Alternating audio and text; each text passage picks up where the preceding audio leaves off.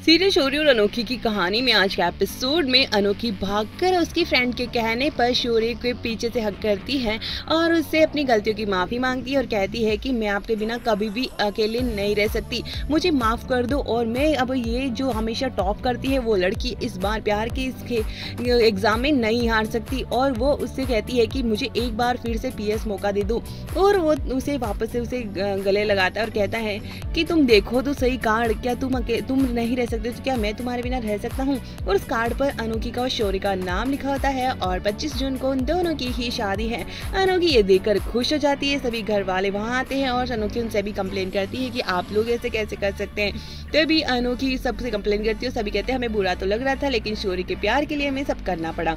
वहीं पर अब यहाँ पर अनोखी और शौर्य का काफ़ी शानदार सा डांस दिखाया जाता है और उसके बाद शौर्य मेहंदी लेकर पहुंचता है ताई जी के पास में और उन्हें कहता है कि मैंने आपको बहुत मिस किया लेकिन आप नहीं आए तो आप मेरे लिए मेहंदी ले आया, लेकिन मैं मेहंदी लगा तो नहीं सकता, मुझे तो आता नहीं है, तो आप खुद लगा लीजिए। और वो टाने देती है और कहती है कि मुझे तुम्हारी शक्ल से तो नहीं लग रहा कि तुम मुझे मिस किया होगा और मुझे याद किया होगा। वहीं शौर्य के मनाने पर अब यहाँ पर दिखाया जाएगा कि शौर्य और अनोखी हल्दी की रस्म से पहले फोन पर बात कर रहे होते हैं और शौर्य फोन रखने को तैयार नहीं होता तो अनोखी से मनाती है।